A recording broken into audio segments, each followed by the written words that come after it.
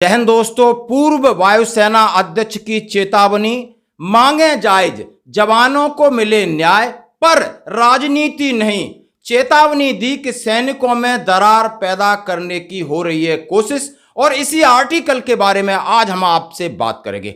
और ये घोर निंदा और घोर कड़वाहट पैदा हो रही है। और एक ऐसा वीडियो, जैसा कि आप समझ सकते हो, माननीय राहुल गांधी जी ने लेह के अंदर उन्होंने ओआरओपी की विसंगतियों को लेकर कहा कि जवानों का हक ज्यादा बनता है, उन्हें ओआरओपी कम मिली है।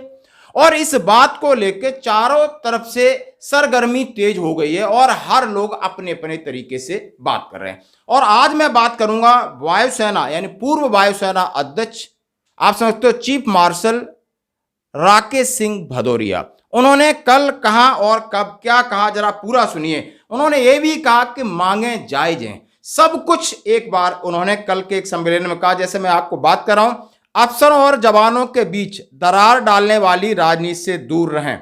वायुसेना प्रमुख की चेतावनी, ओआरओपी मुद्दे को लेकर अधिकारियों और जवानों के बीच दरार पैदा करने की राजनीतिक प्रयासों के खिलाफ भारतीय वायुसेना प्रमुख ने दी चेतावनी।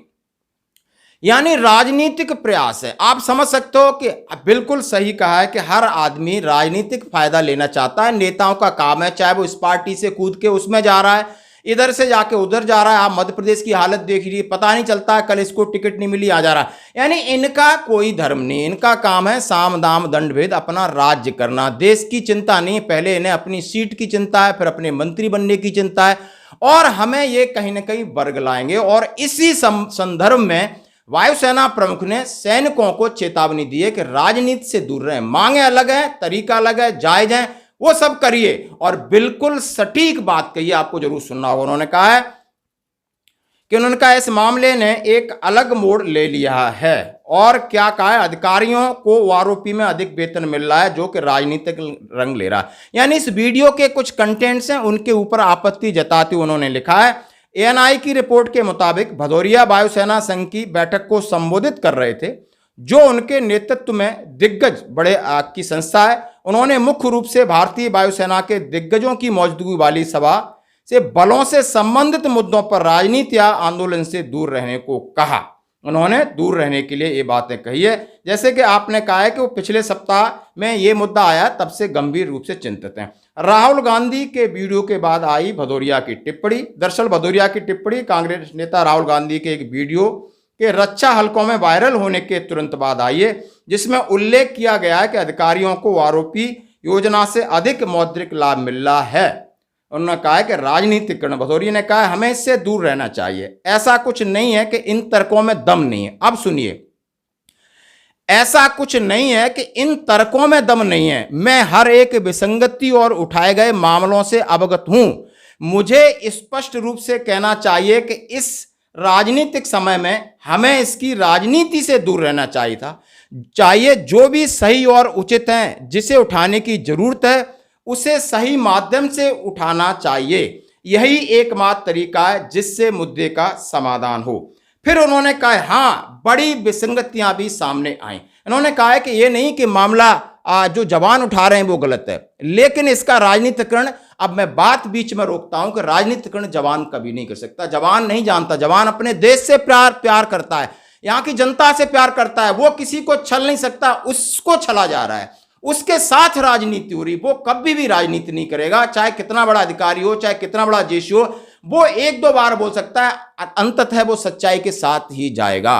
और विसंगतियां हैं, और विसंगतियों का जो ज्ञापन आपको 20 तारीख को दिया गया है, चाहे वो एमएससीपी के बारे में दिया हो, ऑनरी नायब सुधार के बारे में दिया हो, एमएसपी का मामला कोर्ट में चल रहा है, ये बिल्कुल सटीक है। और उसी आधार पर हम उठा रहे हैं, जो कि आपने इसकी नींव रखी वन रैंक वन पेंशन की, और आपने वो लेटर और वो गाइडलाइन जारी की, हम उन्हीं का हवाला देके आपको जगा रहे हैं कि ये नहीं कह रहे कि राजनीति नहीं हुई है, उसके साथ कुछ न कुछ बीच में जो गलती हुई है उसको सुधारने के लिए बोल रहे हैं।